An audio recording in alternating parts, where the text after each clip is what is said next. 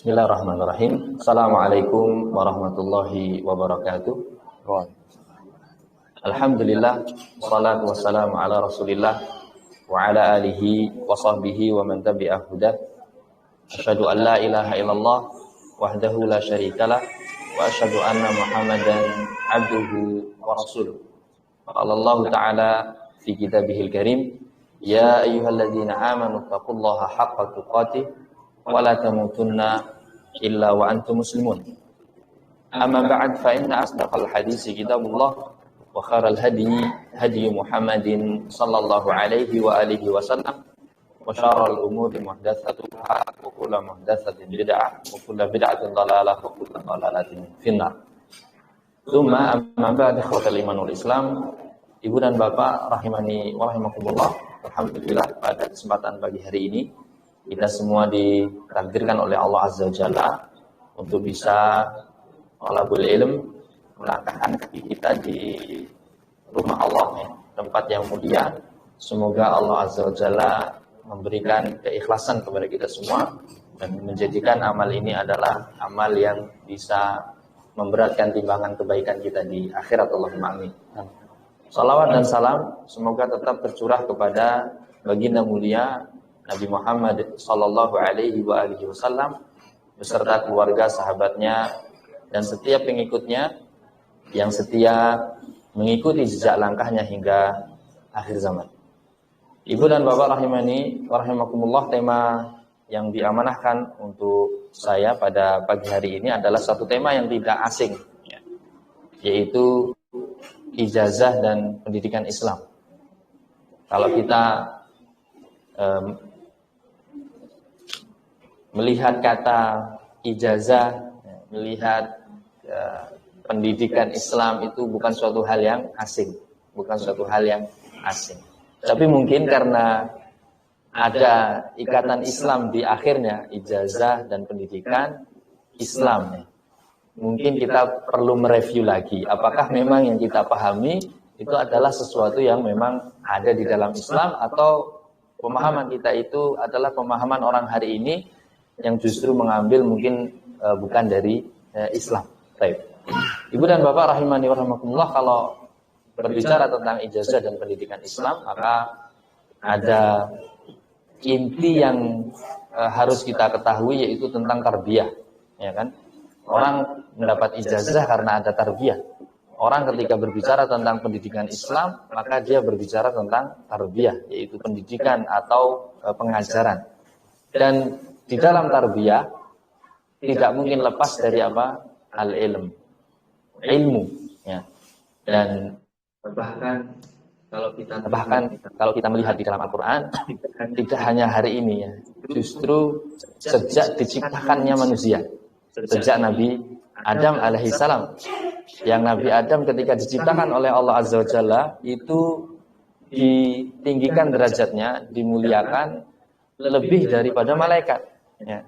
Sebagaimana firman Allah Azza wa Jalla dalam surat Al-Baqarah ayat yang ke-31, Allah Subhanahu wa taala berfirman, wa 'allama Adamal asma'a kullaha. Ketika Nabi Adam diciptakan dan kemudian malaikat itu malah justru kok menciptakan khalifah di bumi, paling menumpahkan darah, ya kan? Padahal para malaikat itu senantiasa memuji dan mensucikan Allah Azza wa Jalla. Maka kemudian Adam alaihissalam diajari oleh Allah Azza wa Jalla nama-nama. Jadi wa'allama Adamal asma'. Jadi diajari. Berarti ini pengajaran, ya. Berarti ini pendidikan.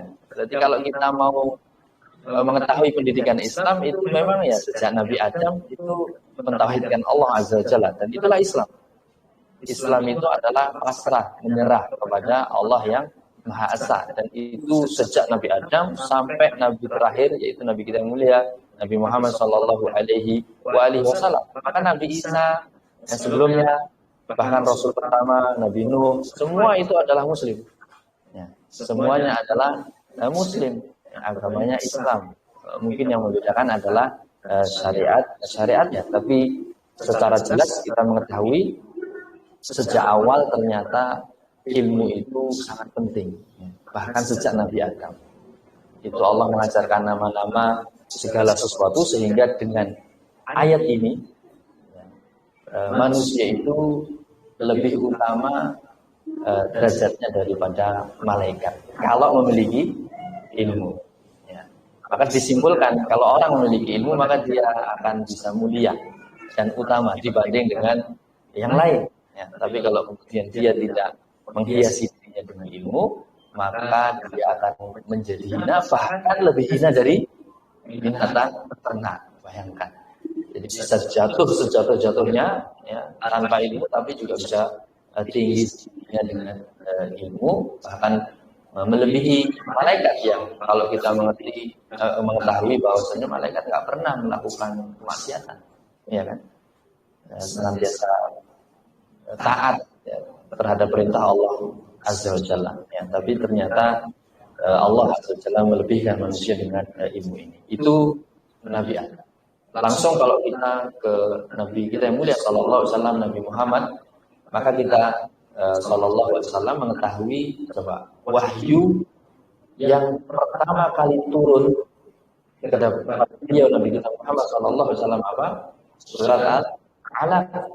Dan ayat yang pertama coba. Ayatnya apa? Iqra. Yang artinya bacalah, dan ini suatu perintah. Perintah di dalam Al-Quran itu berarti lil wujud. Berarti ini wasiat. Bayangkan. Bahkan Nabi Muhammad SAW ketika saat itu usianya 40 tahun. Berarti mirip-mirip yang di depan ini sudah kepalanya 4. Kepalanya 1, usianya 4.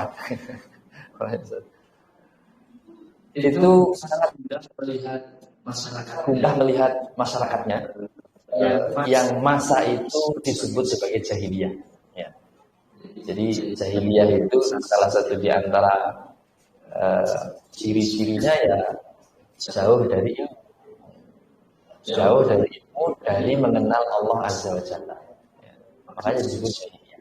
Mereka nggak ngerti bagaimana cara beribadah kepada Allah Azza wa Jalla. Bahkan juga kemaksiatan dianggap biasa, ya, seperti zina itu biasa. Bahkan orang bisa menancapkan, ya, seorang wanita itu bisa menancapkan suatu tanda, dan itu laki-laki boleh masuk. Kalau sudah hitungannya 9 atau 10, maka yang 11 nggak boleh masuk. Dan itu hal yang biasa, ya, biasa. Ada seperti itu biasa. Itu dari zina, dari perekonomiannya riba. Bahkan kalau yang kuat senantiasa memakan yang lemah itu biasa. Maka itu jahiliyah. Dalam kondisi yang seperti ini, ya, gundah gulana, maka Rasul menyebut di Gua Hira, tahanus dalam bahasa hadisnya, bertafakur. Ini di bumi ini sepertinya mau cari solusi tidak ketemu.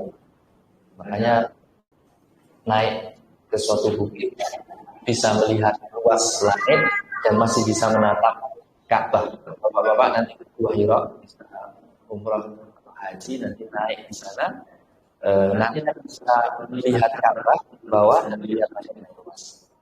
Maka ternyata solusinya ada di sana. Nah kita ini kadang misalnya solusi di dunia nggak ketemu-ketemu kan, bahkan solusinya memang sudah diberikan oleh Allah dari langit. Nah, kita kalau di dunia cari rezeki kan, coba ayatnya kalau cari rezeki enggak di dunia. Wa fis samai rizqukum wa du'akum. Ternyata rezeki kita dari langit, bukan di dunia. Maka kita sampai dari dunia nggak dapat apa, karena kita nyari di dunia. Coba kalau kita nyarinya di akhirat gitu ya. Artinya ayat dunia ini kita gantungkan dengan yang di atas, ya. Maka tentunya kita akan mendapatkan rezeki tersebut. Baik, kembali ke ayat yang pertama, yang menjadi wahyu yang pertama, yaitu Iqra, bacalah. Maka ini ayat ini ya, pengajaran, ya kan? Orang suruh baca itu kan berarti suruh belajar. Maka umat Islam itu nggak boleh bodoh. Umat Islam itu harus pintar. Dan bagaimana cara pintar itu dengan cara membaca. Ya, membaca. Bahkan bacaannya saja tidak kemudian asal baca. bacaannya harus dibarengi dengan Iqra bismi rabbik. Bahkan di situ ada yang mengatakan ahli tafsir, di situ maknanya adalah ala. Iqra ala bismi rabbik. Ya. Ada yang demikian. Kalau kita perhatikan bahasa Arab ini, kalau bismillah itu berfaedah juga. Lil isti'anah, lil musahabah, lil tabarruk. Bayangkan, orang kalau sudah mengucapkan bismillah, yang hadir harusnya tiga ini. Orang kalau baca diawali dengan nama Allah, maka dia aslinya sedang beribadah kepada Allah. Karena dengan bacaannya itu dia apa? Minta pertolongan kepada Allah. Bukankah ini menyatakan dirinya lemah dan kemudian Allah Maha perkasa, Maha kuat yang bisa membantunya. Yang kedua, lil musahabah, dia ingin dalam bacaannya itu senantiasa disertai oleh Allah Azza wa Jalla. Berarti dijaga supaya kemudian mendapatkan pemahaman yang benar. Karena kita semua hadir di sini ngaji itu bisa paham bukan karena kita pinter-pinteran kan. Betapa banyak orang profesor ya, terus ngomong saking pinternya gitu. Oh jilbab itu saya saking pinternya. Ilmunya dari mana itu? Ya dari otaknya, dari hawa nafsunya gitu. Jadi sangat kita orang tidak paham, tidak bahkan ngantuk ya, saking sombongnya dengan keilmuan yang dimilikinya. Bahkan mungkin lebih pandai yang ketika ditanya Allah di mana, di langit. Oh iya, dia mukminah bebaskan kata Rasulullah. Itu lebih pandai. Bahkan ada wanita hitam yang ketika ditanya kamu kalau minta apa? Aku minta menjadi tetangga surga ya Rasul. Gak ada yang lain. Gak ada yang Rasul. Ada yang lain. Itu kan cerdas tuh. Orang seperti itu dianggap cerdas. Tapi kalau permintaannya dunia, itu malah justru mohon maaf, orang yang paling tolong. Bagaimana dia bisa hanya mengharapkan dunia padahal kehidupannya tidak hanya di dunia.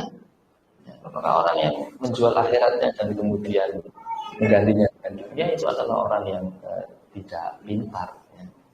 Tidak pintar. Baik, kembali ke Iqra bismi rabbik. Jadi dari ayat ini kita sudah bisa mengetahui bahwa kita itu diperintah baca, iya baca. Diperintah belajar, iya belajar. Cuman harus dengan nama Allah itu yang kadang kita tidak menyertainya.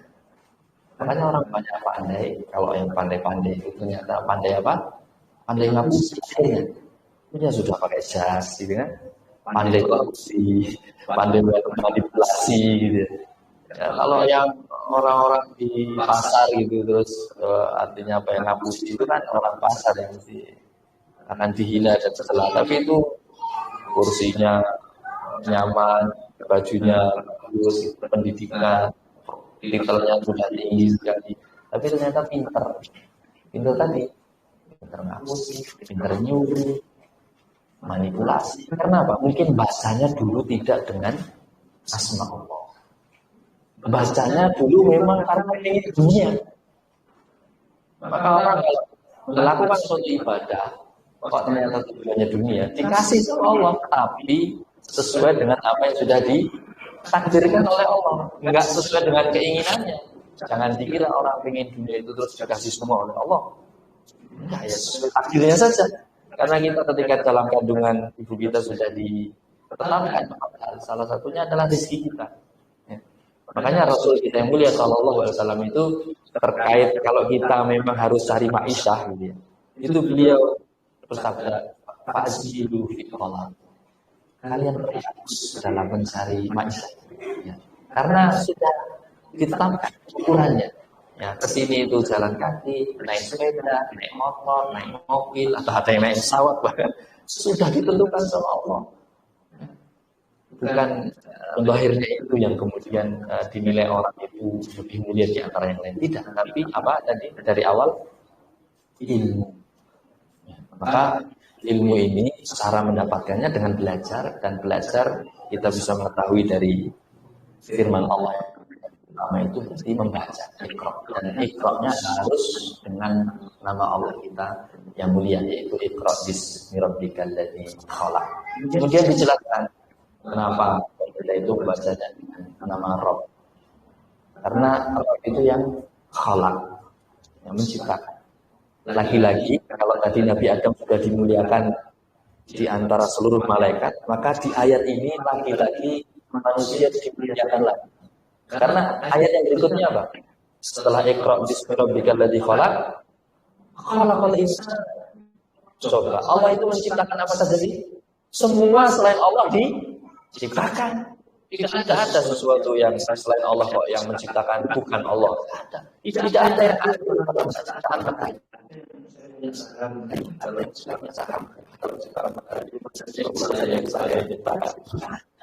Bulan-bulan begitu Pak Dr. Surya menjelaskan tentang bagaimana dan kita nanti ini luar biasa. Temanya kok besar. Semua makhluk Allah menciptakan, tapi dalam ayat ini yang disebutkan insan. Khalaqal insan. Maka kalau dalam Al-Quran kaidah ya. Ini kaidah. Ini kalau kita mengetahui berarti kita langsung sadar pada sesuatu ini dari apa yang difirmankan oleh Allah. Kalau sesuatu itu umum, kok dikeluarkan oleh Allah satu, maka yang satu ini perlu kita perhatikan. Nah ini contoh. Penciptaan banyak, kok ternyata yang dimunculkan manusia. Maka manusia ini harus kita perhatikan. Ya. Wa fi anfusikum afala tubsirun. Allah itu kok harus berfirman lagi pada diri kalian itu loh. Apa kalian itu nggak memperhatikan diri kalian sehingga kalian tidak bisa kenal Allah Azza wa Jalla? Kebangetan. Ya.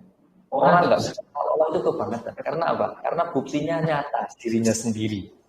Dengan melihat dirinya, maka seharusnya dia kenal Allah Azza wa Jalla. Kalau orang kafir dulu itu kiranya begitu. Orang mati kok sudah jadi tanah yang sudah hancur kok sudah dibangkitkan. Itu sampai Allah itu nanti banyak ayat dalam mufassal ya. Itu nyindir orang-orang kafir. Kamu kok cuma herannya hal yang sepele. Orang dihidupkan, dimatikan, dihidupkan kembali. Itu sesuatu hal yang mudah bagi Allah. Heran apa ya? Gumunmu itu enggak berhak, terlalu rendah. Gumun kok hanya sesuatu yang sudah hidup mati dibangkitkan. Apa kamu itu tidak gumun dengan langit sampai Allah? Coba kita bangun masjid ini butuh berapa tiang? Ini masih berapa meter? 5 kali 5, 10 kali berapa? 10 kali 10 butuh 4 tiang. Coba Bapak dikasih 5 hektar, suruh bikin atap 5 hektar di atapi kira-kira gimana? Langit itu nggak ada atap, nggak ada tiangnya, seluas itu. Apa kamu tidak lebih heran? Harusnya lebih heran daripada cuma membagi sesuatu yang tadinya. Jadi karena keheranan kita terhadap sesuatu nggak tepat. Maka di sini kita diingatkan Rabb ya, yang menciptakan langit, bumi, semuanya itu tidak ada yang andil dalam menciptakan itu kecuali hanya Allah Azza wa Jalla. Makanya khalaqal insan setelah dikeluarkan manusia ya. Contoh yang lain kalau itu manusia ya, bahwa dunia fataku dunia habis itu Rasul bersabda apa? Fataku an-nisa ya kan. Nah ini berarti dunia itu salah satu di antaranya kan wanita ya kan. Nah ini juga spesial perhatian. Karena kalau tidak memperhatikan wanita bisa jadi banyak fitnah yang terjadi di antara kita. Baik, itu kaidahnya. Kalau Allah menyebutkan sesuatu yang umum kemudian mengeluarkan umum itu satu, maka ini harus diperhatikan. Begitulah Rasul kalau bersabda ada sesuatu yang umum kok dikeluarkan satu, maka itu penting. Seperti ini kaitan kita kalau nanti disampaikan tokoh Allah tentang surah Al-Iman, cabang-cabang. A'laha itu kalimat la ilaha illallah, wa adnaha itu imatatul adza anitorik, menyingkirkan gangguan dari sana. Karena Ada 7 cabang iman. Disebutkan yang paling atas, disebutkan yang paling bawah. Diambil di antara wal haya. Ini paling penting. Dan malu itu salah satu cabang keimanan. Tapi kenapa disebutkan dari sekian 60 atau 100 cabang? Karena kalau orang punya malu, dia bisa merealisasikan iman yang di atas, menuju tangga ke atas, dan juga bisa merealisasikan cabang iman yang ke bawah. Tapi kalau orang nggak punya malu, coba orang nggak punya malu itu melakukan apa saja, seperti nggak diawasi oleh Allah. Ya. Sholat, apalagi gitu misalnya. Kalau sholat saja sudah diremehkan, maka kalau Allah saja sudah diremehkan, lalu bagaimana dengan selain Allah? Ya. Jadi itu kaidah yang alhamdulillah kalau kita mendapatinya, kita bisa betul-betul perhatian terhadap apa yang dikeluarkan dari sesuatu yang umum tadi. Kalau insan mungkin disebutkan minha. Ini termasuk pelajaran supaya kemudian kita bisa, oh iya ya, ini penting ini. Manusia diciptakan dari apa? Kalau disebutkan dalam surat Al-Alaq ini, min alaq, ya, segumpal apa alaq itu alaq apa? Darah. Ini nanti kaitannya dengan Rasul. Padahal kalau kita tahu, coba manusia diciptakan dari apa? Pertama, tanah. Kenapa tidak disebutkan khalaqal insan min tin di sini? Ini karena apa? Karena ingin membuat kita supaya kenal kepada Allah dengan cara yang mudah. Coba yang bisa nyiptain manusia siapa? Allah. Nggak mungkin selain Allah dalam menciptakan manusia, nggak bisa. Dan ternyata itu prosesnya dari dalam tadi. Kalau darah itu keluar nggak jadi manusia. Kalau darah itu tidak keluar maka jadi bayi, janin. Luar biasa. Kita sudah caranya itu apa ya? Sudah semua diberikan oleh Allah. Caranya untuk mengenal Allah itu sudah diberi dengan cara yang paling mudah, yaitu kita kenali lewat istri kita. Kalau diri kita tadi sudah ya, wa fi anfusikum afala tubsirun. Sekarang tadi darah yang ada pada istri kita. Kok sampai kita itu tidak bisa kenal Allah? Itu luar biasa. Ya, ini dia. Jadi manusia kok nggak kenal sama Allah, apalagi mengakui ada orang katanya nggak ada Tuhan. Itu lebih ngeri daripada iblis. Iblis saja kenal Allah kan ya. Lebih ngeri dari iblis. Iblis pernah jadi bersumpah, maka bersumpah dengan kemuliaan Allah. Nah, ini sampai nggak kenal Allah itu ngeri dari iblis. Khalaqal insan min alaq. Jadi kuatnya lagi Iqra. Ya, Rabbukal akram alladzi 'allama bil qalam sana ma lam ya'lam. Al-Akram, kita dikenalkan dengan nama Al-Akram, tapi Iqra bismi rabbik. Sekarang Iqra ya, wa rabbukal akram, dan Rabbmu itu maha akram. Akram itu apa? Dijelaskan pada ayat selanjutnya. Alladzi 'allama bil qalam. Coba tadi baca, sekarang qalam. Sekarang disuruh dengan pena. Karena kita kalau belajar nggak kita catat, kadang lupa. Maka bisa kuat kalau kemudian kita catat. Ilmu itu diikat dengan catat. Pena meskipun di sini penanya adalah ketika kita disuruh menulis seluruh takdir, tapi di sini menjadi isyarat bagi kita bahwasanya setelah membaca tulis. Iya kan? Masa orang belajar tahu-tahu nulis. Baca dulu. Makanya kalau dalam nanti pendidikan Islam itu pendidikan pertama kali itu baca. Kita mengetahui di pendidikan Islam Badar tawanan orang kafir, maka ya, kalau mau bebas boleh push dengan uang kalau punya. Kalau nggak punya, maka kemudian Rasul memerintahkan ajari anak-anak baca. Kemudian bisa bebas. Nah, di sini kita mengetahui bahwa Rasul kita yang mulia Shallallahu Alaihi Wasallam ini masuk dalam ayat ini. Setelah Al-Akram yang mengajari kita dengan pena itu, kemudian Allamal Insan. Insan di sini para mufassirin berbeda pendapat. Ada insan di sini maksudnya adalah Nabi Adam. Insan di sini itu adalah Nabi kita yang mulia sallallahu alaihi wasallam. Karena nanti di dalam ayat yang lain wa 'allamaka ma lam ta'lam. Karena Nabi Muhammad SAW diajari oleh Allah terhadap sesuatu yang beliau tidak mengetahuinya, maka masuk dalam ayat ini Allamal insan malam ya. Bahkan termasuk kita semua. Coba kita keluar dari kita sudah pinter, ada yang sudah cerdas, ada langsung punya titel dokter, enggak ada. Yang kemudian Allah Subhanahu wa taala berfirman, "Wallahu akhrajakum min butuni ummahatikum la ta'lamuna syai'a." Kita semua keluar dari perut ibu kita masing-masing kan?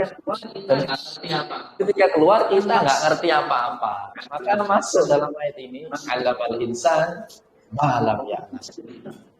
Allah yang ngajari kita. Kalau kita sudah melewati seperti ini, bagaimana kita bisa membanggakan ilmu yang kita itu Allah yang ngajari. Kalau Allah tidak ngajari, tetap bodoh. Ya, tetap kita nggak ngerti sesuatu. Kalau kita tidak dipahamkan oleh Allah, kita tidak bisa memahami sesuatu. Makanya nggak bisa kita itu sebenarnya menyombongkan apa ilmu yang sudah kita pahami. Apa ilmu yang sudah kita hafal, apa ilmu yang sudah kita peroleh, karena semua itu adalah dari Rabb Al-Akram. Al-Akram yang mengajari kita dari sesuatu yang tidak kita mengetahuinya. Kalau kita tidak tahu, biasanya kita melanggar. Masuk di antara makna Al-Akram itu adalah Allah itu tidak langsung menghukum kita. Dan itu makna Al-Halim. Jadi kita salah, ya, terus jika nikmat banyak, tapi kita banyak bermaksiat, tidak segera bertobat. Itu masih dikasih jangka waktu sampai sebelum nyawa di selangkongan, itu masih dikasih waktu. Itu namanya Al-Akram. Kadang kita nggak ngerti, melakukan kesalahan, kok terus ngerti, alhamdulillah diberi hidayah untuk taubat, diberi tangguh. Coba kalau manusia nggak diberi tangguh oleh Allah, setiap kali salah dihukum. Gimana? Jawa Barat, Jawa Timur. Ini loro terus sih. Pramarimas, loro terus. Ya. Makanya Al-Akram di sini kita diajari oleh Allah Azza wa Jalla ilmu. Ya. Maka tadi antara ijazah pendidikan Islam itu tidak bisa dikeluarkan dari ilmu tadi. Tidak bisa dikeluarkan dari ilmu. Dan ini mukadimahnya supaya kita mengetahui bahwa ilmu itu dari Allah dan kemudian kita diperintahkan oleh Allah untuk kemudian mencari ilmu. Kalau kita berbicara tentang pendidikan Islam, kita melihat kepada sejarah Nabi kita yang mulia. Sejak awal dapat wahyu kita sudah mengerti bahwa umat Nabi Muhammad diperintahkan belajar. Dan belajarnya tadi harus apa? Ala ismi rabbik. Ismi rabbik. Berarti belajarnya harus memang mencari wajah Allah. Harus mengikhlaskan niatnya dalam pencarian ilmu itu hanya mengharap Allah Azza wa Jalla, pahala di sisinya. Bukan dunia. Ini harus dipahamkan dulu. Karena kalau di titik ini sudah salah, nanti ilmunya sudah banyak, tidak ada manfaatnya. Coba Bapak beramal sebanyak apapun, kalau nggak ikhlas, semua sudah mengerti. Kalau nggak ikhlas apa yang didapat? Nggak dapat pahala, bahkan dapat dosa. Ya. Harusnya beramal lillahi ta'ala, kok beramal selain kepada Allah Azza wa Jalla. Sudah tidak dapat pahala, dapat dosa, sia-sia. Sudah capek di dunia, mendapat celaka di akhirat. Bapak-bapak yang di hadapan saya kalau kerja sudah sebulan harus terima gaji, nggak dapat gaji karena bapak-bapak ternyata tidak memenuhi SOP, standar apa? Itu ya prosedur apa itu ya. Bapak bekerja di luar SOP justru malah membuat perusahaan rugi. Tapi Bapak bekerja selama sebulan lembur malah Bapak didenda. Ternyata tidak hanya Bapak, kawannya banyak, terus perusahaan kita bakar aja gitu. Nggak mau kan seperti itu? Nggak mau kan seperti itu, udah kerja ngelembur, saatnya dapat gaji, nggak dapat gaji. Itu di dunia mungkin bisa beralih ke tempat lain, tapi akhirat Bapak bisa Bapak tadi sudah beramal banyak, tapi ternyata nggak ikhlas. Seumur kita salah kok.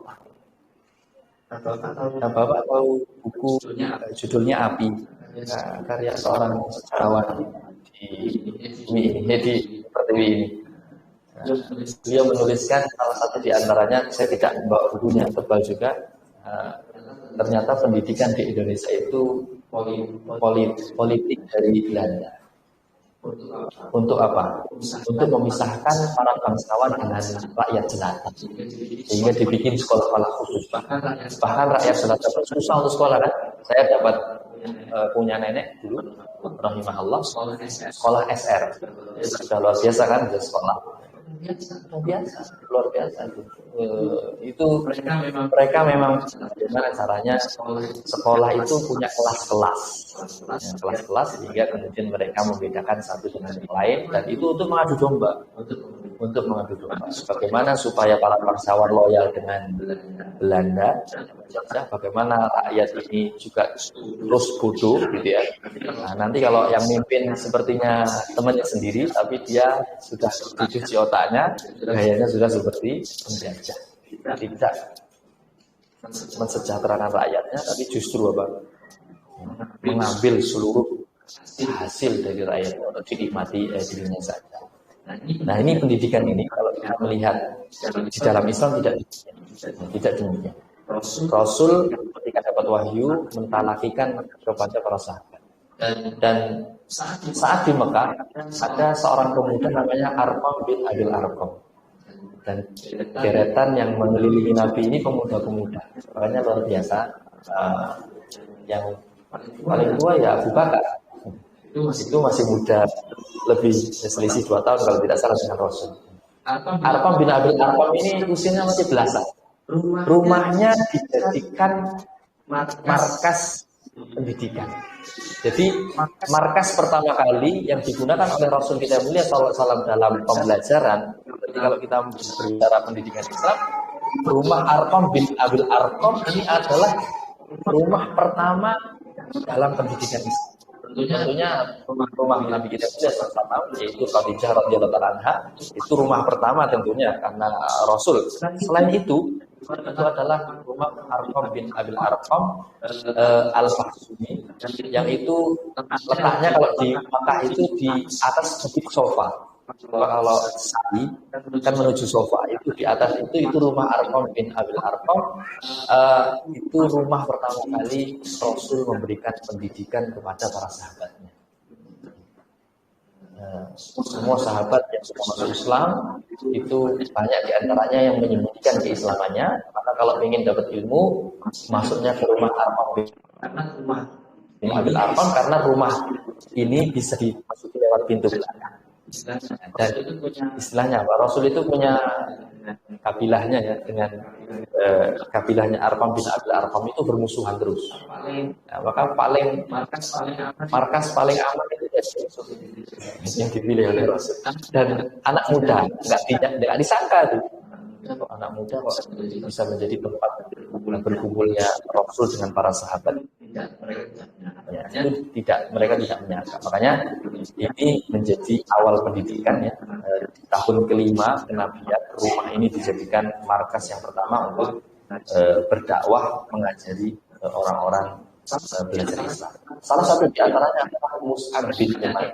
Sebenarnya banyak, tapi saya ambilkan satu yang pemuda luar biasa. Kalau dia jalan itu minyak wanginya masih tercium. Orangnya sudah hilang, minyak wanginya masih tercium.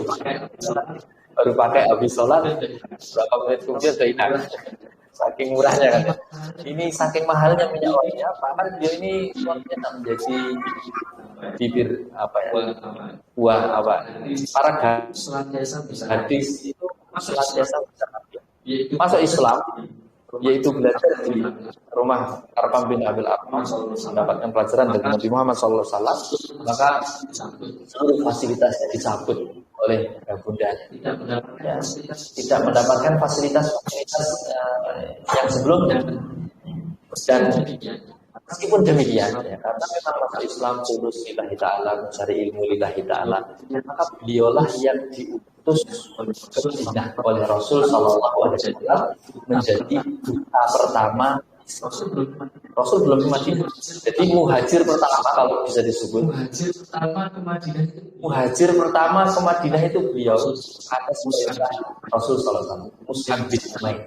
Yang kemudian di sana masuk ke rumah-rumah Ansor, dan setiap kabilah yang dimasuki maka ada yang masuk Islam, dan kemudian ada yang masuk Islam, dan kemudian beliau kembali ke Mekah membawa 70 orang yang kemudian jadilah nanti baiat Aqabah kedua. Maka setelah baiat Aqabah kedua maka Rasul kemudian hijrah ke Madinah karena Madinah yang disiapkan oleh beliau sahabat mulia Mus'ab bin Umair radhiyallahu taala. Usianya juga muda, 30-an.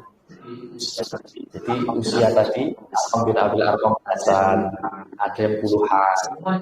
Semua dididik Rasul itu berhasil kemudian menyebarkan ilmu, berhasil menyadarkan masyarakat menjadi mu'allim dan menghasilkan generasi pemimpin yang nanti kalau Rasul sudah meninggal itu siap untuk menggantikan kepemimpinan para pendahulunya.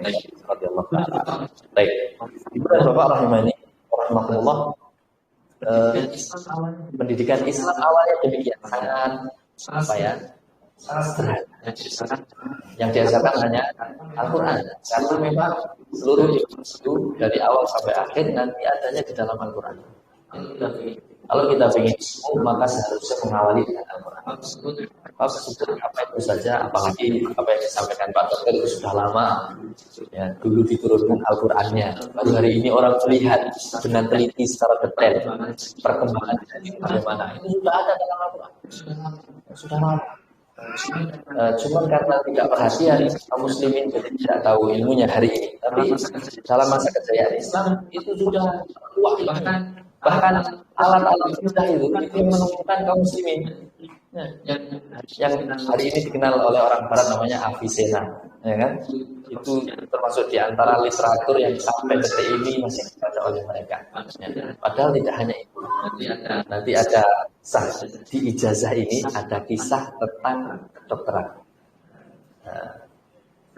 Kenapa kok ternyata di kedokteran itu ada ijazah? Itu zaman Eropa masih belum mengenal, mohon maaf, mandi. Belum mengenal bagaimana harus cara buang air yang benar. Belum mengenal. Mereka dalam fase ke-8 kaum muslimin sudah punya rumah sakit. Sudah bisa kemudian mengatakan yang tidak benar. Bahkan di awal pengajaran awal dia bahkan memerintahkan dalam Al-Quran itu sampai Rasul kalau tadi perintahkan perintahkan ke masjid itu berarti termasuk ijazah dari Rasul, tapi tidak bentuknya tidak tertulis. Dalam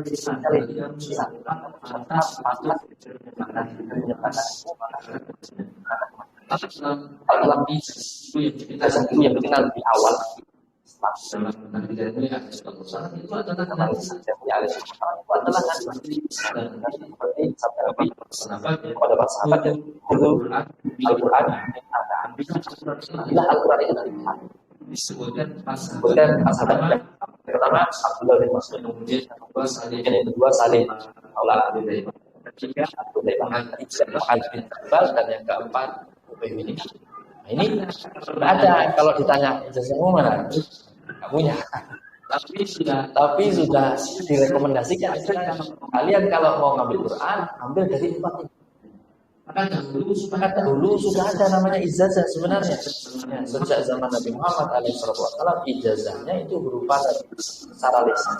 Secara lisan, kamu boleh belajar Quran. Bahkan kalian kalau mau belajar Quran dengan orang-orang ini, apalagi kemudian sudah dikirim Rasul, misalnya Yaman ada yang dikirim, ke Madinah ada yang dikirim, ke Syam ada yang dikirim, maka itu suatu bentuk ijazah secara lisan.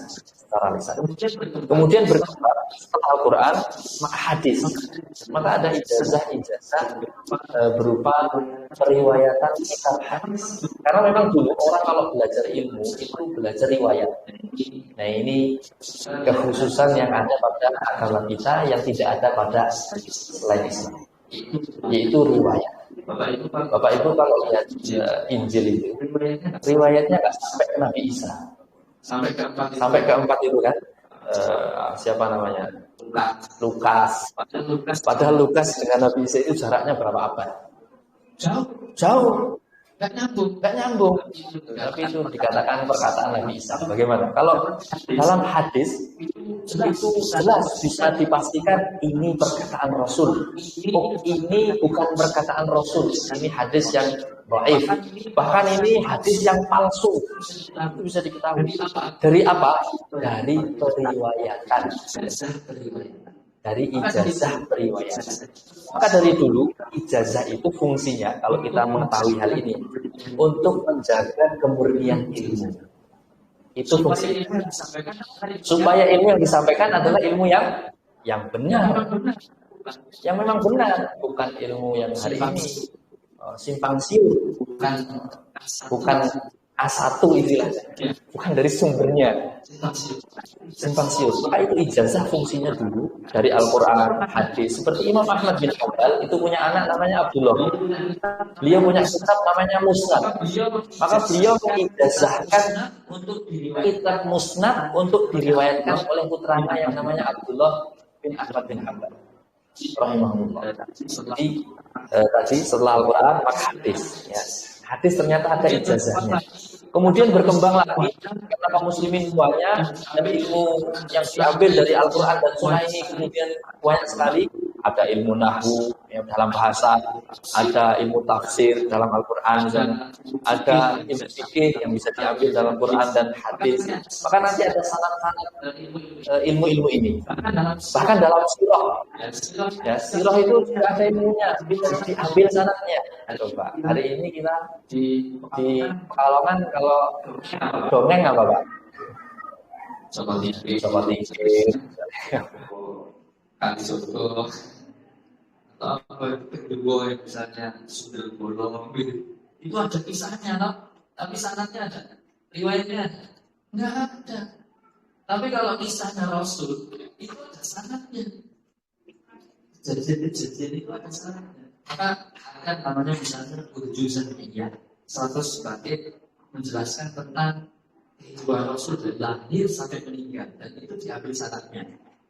Ada nanti ambil sanad hadis yang pendek, misalnya Nabawi Nawawi, kan? Ambil sanadnya, kitab kecil diambil sanadnya. Fikih misalnya mana Abu Sujah, diambil sanadnya. Dalam Quran misalnya Ibnu Tajwid, Tuhfatul Atfal, diambil sanadnya. Ternyata setelah Al-Quran, hadis, ternyata ilmu yang lain ini sekarang ada sanadnya.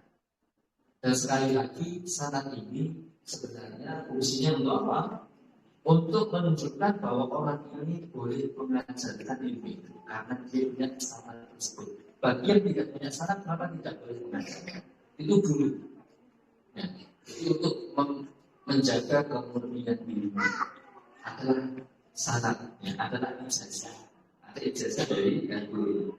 Kemudian pada abad keempat, berarti ini 300-an, 319 Hijriah, pakainya Hijriah. Itu ada seorang namanya Sinan bin Thabit. Sinan bin Thabit ini pakar kedokteran. Pada saat itu terjadi banyak sekali yang praktek mengobati. Karena tidak ada kajian dan sanad itu belum dikenal, ijazah itu belum dikenal di ilmu-ilmu umum, adanya di ilmu syar'i. Maka ada orang melakukan perobatan, kemudian malah orang yang diobati itu meninggal. Dan itu diketahui oleh penguasa, masuk dalam ranah hukum. Maka kemudian penguasa menetapkan tidak ada yang boleh melakukan praktek kedokteran kecuali kalau sudah mendapat ijazah dari Sabit sinadrin sakit. Nah, jadi sampai kemudian coba abad keempat ya, itu lepas kan apa? Ya, kita sudah punya dokter, ya, sudah bahkan punya standar. Kamu kalau menjadi dokter standarnya ini. Kan sejak mana? Sejak abad keempat bayangkan. Eropa masih gelap, masih barbar, masih memberikan keadaan. Mereka baru belajar Islam itu setelah ada Andalusia, Spanyol dibebaskan kaum muslimin. Muslim kalau membebaskan sesuatu itu tidak justru meruntuhkan, tapi justru apa? Membangun. Peradabannya jadi luar biasa. Andalusia dulu bahasanya Arab semua. Itu dan bangunannya sampai hari ini menjadi bukti bahwa Islam itu sudah pernah memajukan Andalusia. Tapi hari ini Andalusia tidak maju, tidak seperti dulu. Karena apa? Contoh. Dulu kalau ada rumah sakit di zaman masa Islam, itu orang datang itu tidak banyak. Orang datang malah dibayari. Karena misalnya kalau dia laki-laki sakit sepekan, bapak sepekan sakit, hari ini sudah sembuh, silakan keluar. Bapak sehari biasanya dapat gaji berapa? Oh saya sehari dapat 200.000 kali 7, ini silakan dibawa untuk menjadi nafkah. Itu gratis obatnya, gratis peranannya, bahkan dapat baju baru, disamoni. Itu tuh bisa. Hari ini di Eropa ada seperti itu? Enggak ada. Terus maju dari mana mereka? Peradaban disebut maju itu kalau sudah seperti itu, bukan seperti hari ini. Jangan kalau Pak Dokter dulunya juga sudah maklum ya, bagaimana bisnis kesehatan ini luar biasa. Ya. Mahal itu. Dan itu ekornya di sana, kepalanya di sana. Kita cuma ngikuti aja. Maka harus disadarkan dari bentuk ijazah tadi, dari bentuk mencari ilmunya dan niatnya apa. Kalau orang cari ini ya tentunya dalam sekedar ini takdirkan nanti di akhir dapat pahala. Makanya semoga nanti insya Allah Pak Surya punya rumah bersalin dan diwakafkan gratis. Semarang ini sudah punya usaha tanah sudah ada, planning sudah, bangunan sudah bersedia, istilahnya sudah mulai melancang. Insya Allah sebentar lagi doakan wujud pengen peradaban Islam itu sedikit-sedikit dimunculkan. Ya, supaya tahu hari ini itu manusia belum beradab. Masa di Surabaya kan udah sakit tadi sakit kantongnya habis semua. Jadi itu ringkasnya ijazah dalam Islam itu perjalanannya dulu. Pertama Quran, hadis, ulum syar'i, bahkan kemudian masuk ke ulum yang bukan syar'i. Tapi hari ini coba, mari kita sekarang perbandingan. Hari ini orang kalau belajar di suatu lembaga pendidikan, belajarnya 7 tahun, 6 tahun, yang dipelajari banyak, terus kemudian dapat 1 lembar ijazah. Ya kan? Dapat 1 lembar ijazah. Nah, kata beliau, ada yang seorang syekh bernama Abdul Al-Junaid. Dia itu sangat prihatin terhadap ijazah yang ada hari ini. Dia mengatakan wal aib. Aib itu terjemahnya apa sih? Aib. Aib bahasa Indonesia ada. Sesuatu yang aib. Apa? Di hadhihi ijazah anna talib mujarrad asma'. Jadi hari ini orang dapat ijazah itu hanya nama-nama kitabnya saja. Kita belajar di SD berapa pelajaran? Itu dapat ijazah semua. Seluruh pelajarannya itu dapat ijazah. Meskipun nilainya ya tidak 100 semua. Ya kan? Malah kalau mereka mungkin ya 5 merah itu kalau sama saya. Tapi ada ijazahnya luar dan kemudian bisa dipakai. Ternyata ijazah ini sebagaimana dikatakan dalam kitab sejarah api, ya, itu hanya untuk tuntutan industri. Hari ini apa saja diadakan, itu sekolahnya dibuat. Lulusan ini kerjanya di sini, lulusan ini kerjanya di sana. Dulu zaman saya kalau ada kuliah ikatan kerja itu mesti dicari. Jadi faktual itu jujur kan Pak? Maksud saya jujur dan bisa. Ketika daftar di situ, memang belajarnya untuk dapat kerja, dapat duit. Di SD, SMP, SMA, kuliah, terus mau ke perusahaan mana? Bahkan mohon maaf, gue siswa lulus itu dari PNS. Ya, PNS sama lanjut pensiun. Dan emang kalau tidak jadi PNS tidak dapat rezeki. Emang kalau tidak punya ijazah kita nggak bisa makan, nggak bisa kaya. Tanya saja orang-orang kaya itu, mereka nggak punya ijazah malah. Orang kaya di Indonesia ini nggak punya ijazah. Bahkan yang bangun salah satu di antara yang bangun hari ini bangun Mekah itu tidak punya ijazah sarjana teknik bangunan. Enggak, tapi duitnya banyak sekali. Triliunan. Jadi jangan dikira orang kalau sudah punya ijazah terus itu duit. Ya tanyakan saja tuh lulusan apa? Pak dokter ini kan universitasnya banyak, tidak cuma satu di Indonesia ini. Kalau setahun ini ada jumlahnya berapa ribu dokter, semuanya bisa kerja. Langsung bisa kerja. Ya, kalau saya karena mungkin nggak dokter ya, jurusan jalan teknik itu, lulus langsung disalami sama teman saya yang sudah lulus. Selamat jadi pengangguran baru. Selamat jadi pengangguran. Karena apa? Karena memang boleh kerja itu. Bahkan apa? Ada teman itu sudah berapa kali lamaran dia pos, nggak ada panggilan. Jadi artinya rata. Kalau saya tanya di sini, yang punya ijazah dan kerjanya sesuai dengan ijazahnya, ini Pak Dokter kok. Dan sesuai ngaco, Pak Dokter yang lainnya. Yang punya ijazah, sebenarnya kerjanya sesuai dengan ijazah. Jadi itu cuma upaya kita ya sebenarnya, yang seharusnya dibiarkan oleh kita. Kalaupun dapat dari jalur itu maka alhamdulillah. Kalaupun tidak, maka Allah yang memberikan rezeki. Innallaha huwa razzaq. Allah itu yang maha memberi rezeki. Ya. Luar biasa. Harus kita yakini hal itu bahkan hari ini dia menyampaikan Syekh Abdul Judaini bahwa hari ini orang dapat ijazah itu hanya nama saja. Bahkan untuk syar'i. Kalau seperti saya menukil dari perkataan seorang ulama dari murid-muridnya, saya lulusan Al-Azhar, tapi kata lulusan murid-muridnya yang belajarnya di padang pasir di bawah kota itu mengatakan Al-Azhar tidak mengeluarkan ulama. Al-Azhar hari ini hanya mengeluarkan para dakatir, para dokter dalam bidang ilmu syar'i.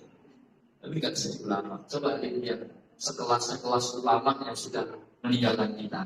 Syekh Utsaimin, Syekh bin Baz, Syekh Al-Albani, rahimahullah. Saya saja yang masuk dari itu malah tidak lulus dari kuliah. Bahkan yang bikin kuliah tidak punya ijazah. Ya, dari Aisyah yang sudah diberikan. Dia nggak punya ijazah. Tapi malah dikit orang sudah punya ijazah. Bukan mungkin karena kalau belajarnya seperti model zaman beliau ada kata. Makanya terus dimudahkan, tapi ternyata kemudian itu tidak dari membuat seseorang jadi baik karena niatnya belajar pengajian itu ngapain supaya nanti bisa punya kedudukan kursi ya, bisa bekerja. Sudah nggak ada manfaatnya. Ilmunya didapat, tapi manfaat ilmunya tidak dapatkan. Makanya ibu dan bapak rahimahullah, hadis-hadis dari Nabi yang mulia sudah menunjukkan supaya kalau kita belajar itu, mari kita niatkan ilmu yang belajar itu wilayah. Tidak untuk mencari ijazah yang dipahami orang hari ini. Kalau dulu ijazah fungsinya untuk apa? Menjaga ilmu, ijazah itu betul-betul untuk supaya orang kalau mengajarkan dia tepat karena memang sudah mendapatkan ijazah. Kalau hari ini mau tidak mau itu ya meski perundangan di Indonesia ini tidak menyebutkan pendidikan yang diselenggarakan hari ini untuk supaya orang kerja, tidak. Bahkan coba nanti dilihat untuk mencetak insan yang beriman dan bertakwa dan berakhlak. Coba ini luhur. Ini negeri kita itu sudah punya rancangan bagus, tapi saya praktek kenyataannya tidak ada. Orang belajar itu untuk dapat ijazah, dan orang kalau sudah punya ijazah nanti bisa dapat kerja, dan kalau sudah kerja bisa dapat uang, dan itu adalah suatu jatuh. Maka mari kita lihat bagaimana Rasulullah SAW mewanti-wanti kita. Yang pertama, qadarallahu imra'an sami'a minna hadisan. Allah ketika melihat seseorang, ketika dia mendengarkan sebuah hadis ya, dan kemudian orang itu menghafalnya, fahafidhahu hatta yuballighahu ghairuhu, kemudian dia menyampaikan kepada yang lain, farubaha bil fikhin laisa bifaqih. Bisa jadi dia yang menyampaikan itu tidak bifaqih. Bisa jadi yang mendengar ini semuanya bisa memahami apa yang disampaikan oleh orang yang di depan. Maka yang penting sampaikan. Tetapi niatnya ikhlas lillahi ta'ala. Makanya luar biasa para ahli hadis itu mengarang kitab, ada kitab apa? Jadi hadis kumpulan dhaif, marosil, mursal, ada yang sahih. Itu dikumpulkan aja tanpa dijelaskan. Bisa jadi nanti orang generasi selanjutnya itu lebih fakih, kemudian bisa mendapatkan faedah. Oh ini makanya hadis ini yang dhaif, ini yang sahih, yang ini yang kemudian palsu. Itu nanti ada faedah yang lain yang bisa didapatkan. Makanya yang penting sampaikan ilmu itu, tapi awali dengan ikhlas lillahi ta'ala. Meskipun kita nggak pinter, maksudnya begini, kita belajar, orang pinter-pinter, guru hafal gitu ya, dan yang kita hafal juga tidak banyak. Kalau sedikit yang bisa kita hafal, tapi kalau ta'ala sampaikan saja. Dan itu nadharallahu imran. Nadhara itu berarti Allah akan memperbagus seseorang tersebut dan bahkan mengangkat derajatnya. Padahal guru cuma apa? Nyampaikan. Jadi pemahamannya belum menyeluruh. Tapi yang disampaikan sudah benar dulu. Yang disampaikan jelas-jelas bukan hoak. Yang disampaikan jelas ilmu. Baik. Itu hadis yang pertama untuk memotivasi kita. Para sahabat dulu sepuh-sepuh.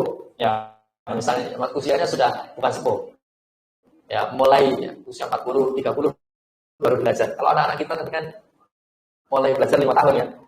Tapi apa? Tapi para sahabat tetap belajar.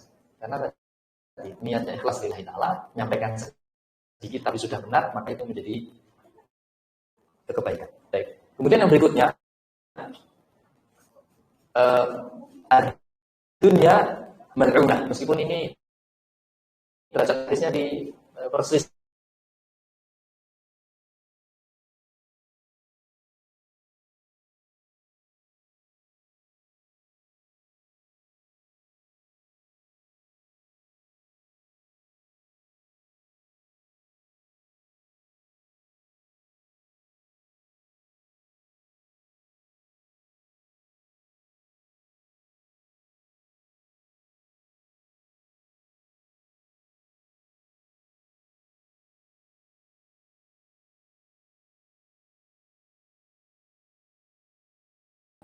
harus menjadi salah satu nih salah di antaranya nih supaya menjadi orang yang senantiasa berzikir kepada Allah atau menjadi seorang alim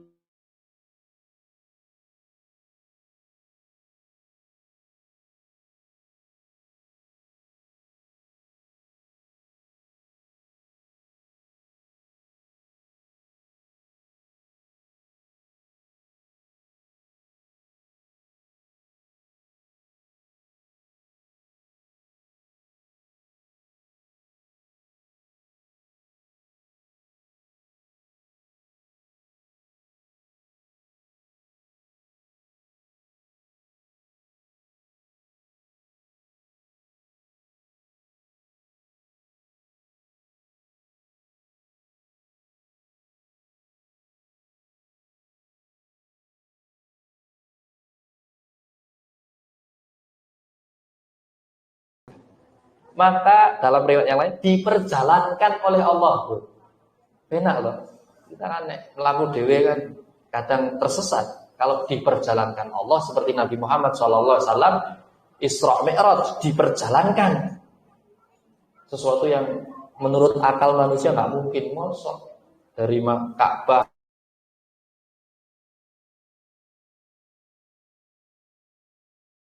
ke Baitul Maqdis, Sidratul Muntaha, balik lagi cuma semalaman, bahkan tempat tidurnya masih hangat, tadi berangkat hangat, pulang masih hangat, istilah sangat cepat gitu nggak mungkin. Karena apa? Karena Allah yang memperjalankan.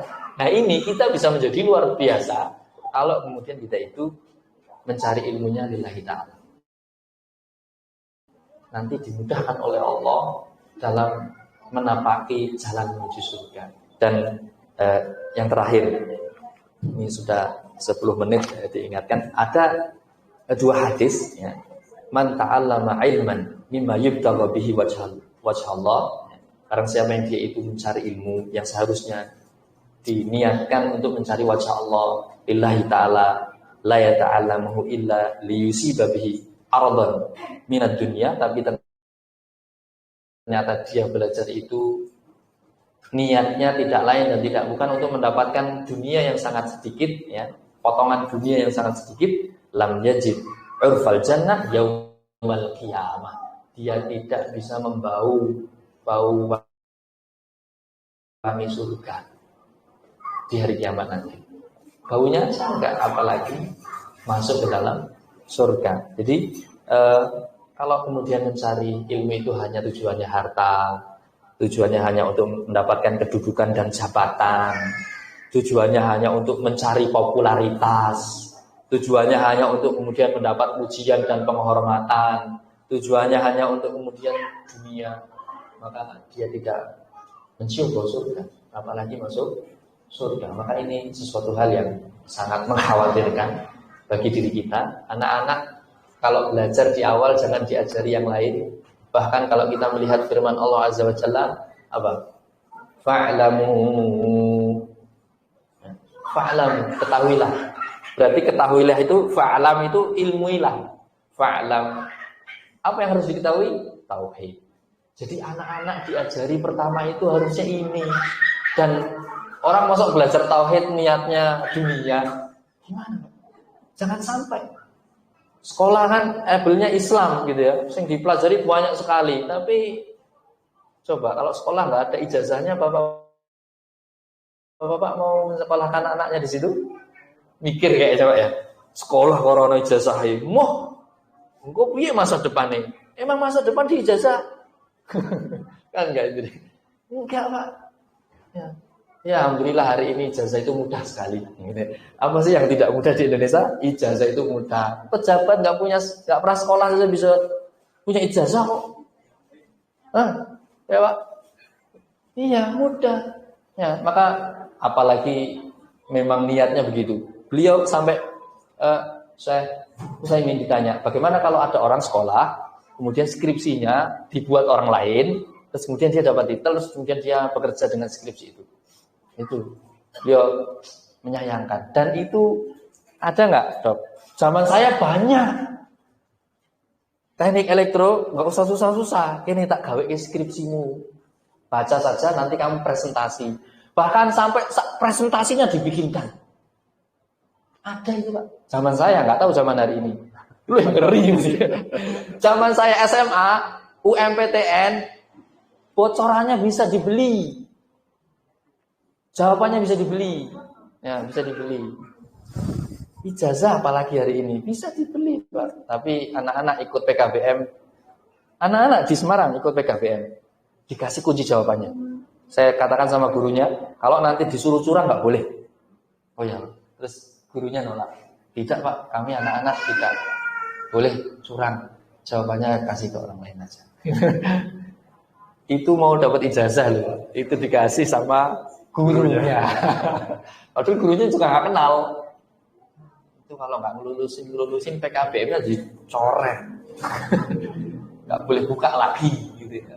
Nah itu. Dan alhamdulillah ternyata anak-anak yang belajar Quran itu belajar umumnya mudah. Belajar bahasa Inggris itu nggak perlu dari SD, SMP, SMA, kuliah. Cukup 3 bulan les.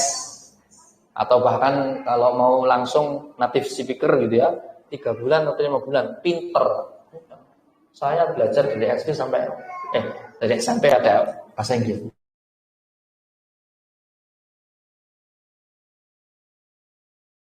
Sampai kuliah nggak bisa bahasa Inggris. Ikut les 3 bulan langsung, cus, pasif aktif nulis, dapat tuh. Untuk lulus ujian, salahnya itu belajar bahasa Inggris untuk lulus universitas karena harus ada TOEFL-nya. Ini salah lagi. Kalau kita kenal namanya Zaid bin Thabit kalau nggak salah, itu belajar bahasa Ibrani diberitahu oleh Rasul 15 hari tok, tambah 1 tahun 15 hari. Itu untuk apa? Untuk mengamankan surat-surat Yahudi yang datang ke Rasul, dan Rasul kalau bales itu juga bisa benar. Lagi-lagi karena Allah, karena dakwah. Kita kalau mau belajar yang lain itu selain bahasa Arab ya, itu tujuannya memang harus benar lagi. Kalau tujuannya cuma dapat duit ya terlalu rendah. Makanya sekolah nggak ada ijazahnya itu dari dulu sudah ada sebenarnya. Cuman kita aja yang hari ini salah persepsi ijazah itu apa. Ijazah itu untuk menjaga ilmu, dan ijazah itu untuk betul-betul menilai seseorang ini layak dan pantas untuk menyampaikan ilmu tersebut. Selain itu nggak ada dalam Islam. Itu bukan ijazahnya di pendidikan Islam. Itu berarti pendidikannya Barat. Makanya di sini semoga kita sudah bisa memahami apa makna ijazah dan apa itu pendidikan Islam, dan orang tidak salah kalau kemudian mendapatkan ijazah karena itu juga tuntutan di dunia ini, tapi itu bukan menjadi apa? Niatan. Itu hanya akhdus sabab, mengambil sebab supaya kita itu bisa mendapatkan karunia dari Allah SWT.